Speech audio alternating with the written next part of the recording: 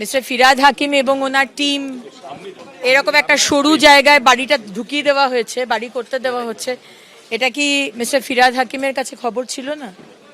এরকম শয়ে শয়ে বাড়ি হয়েছে পশ্চিমবঙ্গে, কলকাতাতে, সেগুলো কি মিস্টার ফিরাদ হাকিম বা ওনার টিম, মাননীয় মুখ্যমন্ত্রী, এক্স মুখ্যমন্ত্রী অভিষেক ব্যানার্জি যারা এত কথা বলতেন তাদের কাছে খবর ছিল না? আমরা 15 দিন সরকারে আসার পর আমরা জেনে গেলাম টাকা খেয়েছে, ঘুষ খেয়েছে, চুপ করে থেকেছে, তাদেরও পানিশমেন্ট হবে, আর যারা যারা আগের সরকারের বড় বড় দায়িত্বে ছিলেন তাদেরও শাস্তি হবে। 6টা প্রিমাইসেস আইডেন্টিফাই করা হয়েছে। কিছু কিছু আছে রাজু নস্কর, বেলেঘাটার, again notorious criminal and a very close aide of TMC.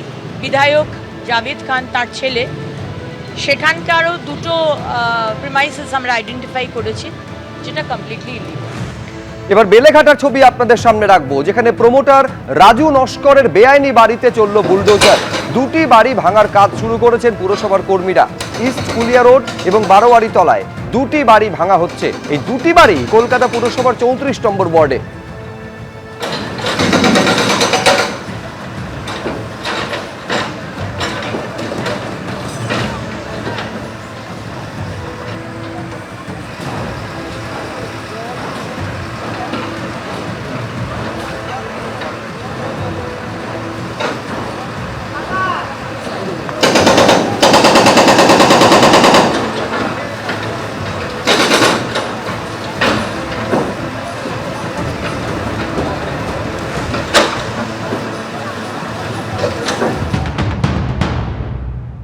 আমরা রয়েছে এই মুহূর্তে ইস্ট কুলিয়া রোডে, এবং সেখানে কিন্তু একটি G+4 বিল্ডিং, সেই ইলিগাল বিল্ডিং, সেই বিল্ডিং ভাঙার কাজ শুরু করেছে কলকাতা পুরসভার তরফে। যেটা জানানো হচ্ছে, এখানে কিন্তু নোটিশ আগেই দেওয়া হয়েছিল। আমার ক্যামেরা পার্সন শান্তনুকে বলবো একবার দেখাতে, যে নোটিশ কিন্তু আগেই দিয়ে দেওয়া হয়েছিল এই ইলিগাল বিল্ডিং, এবং তাদের যারা ওনার ছিল সেই ওনাদেরকে নোটিশ করা হয়েছিল। 401-এ প্রথম নোটিশ করা হয়, এবং তার পরবর্তী সময় হিয়ারিংয়ের জন্য ডেকে পাঠানো হয়, এবং তাতেও যখন তারা উপস্থিত হননি, পরবর্তী সময় বিল্ডিং ভেঙে ফেলার সিদ্ধান্ত নিয়েছে কলকাতা পুরসভা। তুমি দেখতে পাচ্ছ রাজু নস্কর, আশুতোষ নিয়োগী সহ অন্যান্যরা যারা এই বিল্ডিং বানিয়েছেন তাদেরকে কিন্তু নোটিশ করা হয়েছিল 401-এ। এবং তোমাকে জানিয়ে রাখবো, এই রাজু নস্কর কিন্তু তৃণমূল ঘনিষ্ঠ রাজু নস্কর, যিনি কিন্তু কিছুদিন আগেই জেল থেকে ছাড়া পেয়েছেন। সেই রাজু নস্কর, তারই কিন্তু এটা অন্যতম সম্পত্তি, এবং তিনিই কিন্তু এখানে প্রমোটিংটা করছিলেন বলে প্রাথমিকভাবে জানা যাচ্ছে। যে এই যে বিল্ডিং একদিকে অবৈধ, এবং তার পাশে একটি পুকুর রয়েছে, জলাশয়, সেই জলাশয় কিন্তু এই বিল্ডিং থেকে বেরোনো যে ডেব্রিজ, সেই ডেব্রিজ ফেলে ভর্তি করার কাজ চলছে। অর্থাৎ পুকুর ভরাটের কাজও কিন্তু একদিকে চলছে, ইলিগাল কনস্ট্রাকশন চলছে, পুকুর ভরাটের কাজও চলছে, অর্থাৎ জলাশয় বুঝিয়ে ফেলার চেষ্টা। কিন্তু প্রশ্ন হচ্ছে যে কলকাতা পুরসভা কি এতদিন পর্যন্ত এই গোটা বিষয়গুলোর দিকে নজর দেয়নি? এখানে কিন্তু মণি দাসী, মালিনা ঘোষ এবং বঙ্কু ঘোষ এবং সহ অন্যান্যরা তারা কিন্তু এই বিল্ডিংটি বানাচ্ছেন।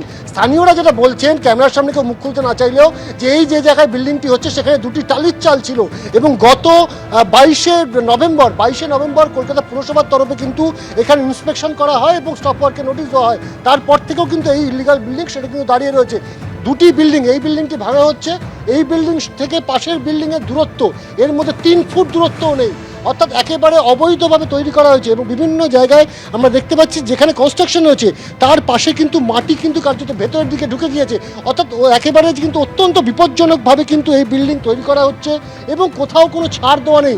আমি আরেকটু এগিয়ে আসতে বলবো, পিছনে যে ওয়াল ছিল, অর্থাৎ এই যে প্রিমিসেস, সেই প্রিমিসেসের যে ওয়াল, এইটা হচ্ছে ওয়াল থেকে কিন্তু একেবারে 1 ফুটও জায়গা ছাড়া হয়নি, অর্থাৎ মাত্র কয়েক ইঞ্চি জায়গা ছেড়ে নতুন করে বিল্ডিং তুলে দেওয়া হচ্ছে। অর্থাৎ চারিদিকে কিন্তু কার্যত ইলিগাল ভাবে এই বিল্ডিং দাঁড়িয়ে গেল। G+4 বিল্ডিং, এটা তো একদিনে তৈরি হয়নি। 16/5/2026 and found construction of 5-story building has been made without sanction, অর্থাৎ পুরসভার অনুমতি ছাড়া, পুরসভার স্যাংশন ছাড়া এই 5তলা বিল্ডিং অবৈধভাবে উঠে গেল। কিন্তু প্রশ্ন হচ্ছে যে 1 থেকে 1.5 বছর ধরে একটা বিল্ডিং উঠছে 34 নম্বর ওয়ার্ড শহরের মধ্যে, একেবারে সেই জায়গায় এরকম একটি অবৈধ বিল্ডিং উঠছে, পুরসভার যে বিল্ডিং বিভাগ তারা কি করছিলেন এতদিন ধরে, সেই প্রশ্ন কিন্তু উঠছে। এবং একই সঙ্গে 34 নম্বর ওয়ার্ডে যে তিনি তৃণমূল কাউন্সিলর রয়েছেন তার ভূমিকা নিয়েও কিন্তু প্রশ্ন থাকছে, কারণ এই যে বিল্ডিং প্রায় 1 থেকে 1.5 বছর ধরে হচ্ছে, তিনি কিছুই জানতে পারেননি, এই প্রশ্ন কিন্তু স্বাভাবিকভাবে উঠছে। দেখতে পাচ্ছেন 4 জায়গার ছবি আপনাদের সামনে আমরা তুলে ধরছি। একদিকে হচ্ছে তিলজলা, বেলেঘাটা, বিবি চ্যাটার্জি স্ট্রিট এবং বোসপুকুর। একের পর এক জায়গায় অবৈধ নির্মাণ, কোথাও বুলডোজার চলছে, কোথাও একেবারে ম্যানুয়ালি সেই বিল্ডিং ভাঙার কাজ চলছে যেখানে অবৈধ নির্মাণ, কোথাও আবার অবৈধ নির্মাণ রয়েছে এই অভিযোগে নোটিশ পড়ছে।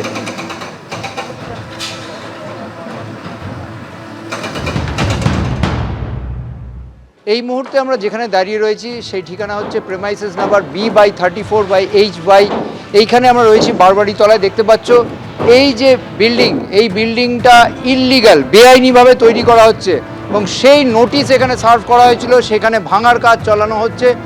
সেখানে কর্পোরেশনের লোকরা দেখতে পাচ্ছ ম্যানুয়ালি এটা ভাঙা হচ্ছে, কারণ এখানে কোনো মেকানাইজড যে ভাঙার যন্ত্রপাতি দরকার সেগুলো ঢোকানোর জায়গা নেই।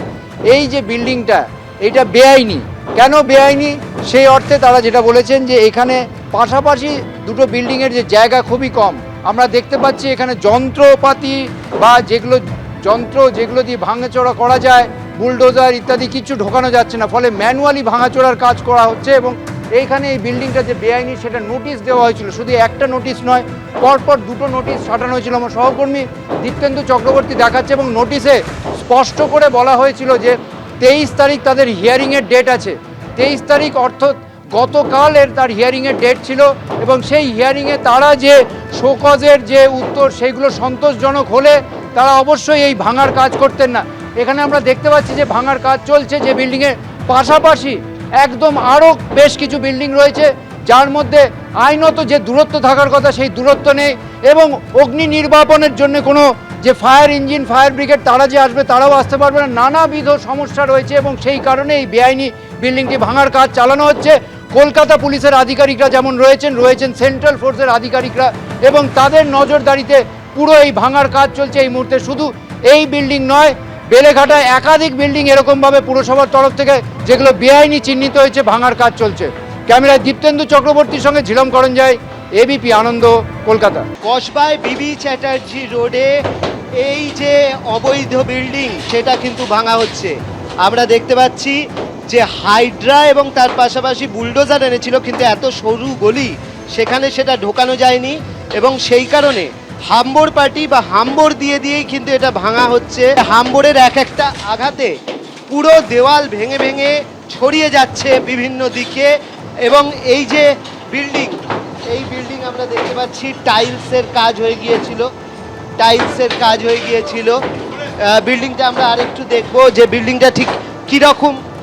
এখানে এটাকে অবৈধ বলা হচ্ছে। আমরা দেখছি যে এই হচ্ছে পুরো বিল্ডিংয়ের ভেতরে এখানেও কিন্তু ভাঙার কাজ হচ্ছে। এই জায়গাতেও আমরা দেখতে পাচ্ছি যে এই ফ্লোরটাও কিন্তু হাম্বর দিয়ে তারা ভাঙার কাজটা করছেন। হাম্বরের যে টিম আছে সব ফ্লোরগুলো তারা ভাঙছেন, পর হাম্বর চালানো হচ্ছে এবং ভেঙে ফেলা হচ্ছে পুরো বিল্ডিং। অগ্নিমিত্রা পাল এসছিলেন, তিনি জেনে গেছেন যে ঠিক কিভাবে এটাকে কিভাবে কাজটা হবে সেটা জেনে গেছেন এবং আমরা দেখছি যে এই পুরো ফ্লোর সেটা ভাঙা হচ্ছে এবং কীরকম ইললিগাল সেটা আমরা দেখে নেব। ঠিক পাশের বিল্ডিংয়ের সঙ্গে আমরা দেখতে পাচ্ছি দূরত্ব প্রায় একেবারে নেই। কিচেন, বাথরুম, ঘর সমস্ত কিছুই তৈরি হয়েছে এবং এখানে আমরা যেরকম দেখতে পাচ্ছি যে লিফটের জন্যও আলাদা জায়গা রাখা হয়েছিল, অর্থাৎ এখানে লিফটও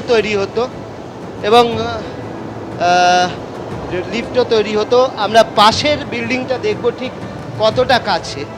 পাশের বিল্ডিংটা আমরা যদি যাই তাহলে এই যে বিল্ডিং, সেই বিল্ডিংয়ের দেওয়াল আমরা হাত দিয়ে ছোঁয়ার চেষ্টা করবো। এই দেখুন, হাত দিয়ে ছুঁতে পারছি, অর্থাৎ কোনো ছাড়ই প্রায় রাখা হয়। এই হচ্ছে ছাদ, পুরো ছাড়ই প্রায় রাখা হয়নি এই বিল্ডিংয়ে। ক্যামেরায় তরুণ বিশ্বাসের সঙ্গে অর্ণব মুখোপাধ্যায়, এবিপি আনন্দ, কলকাতা।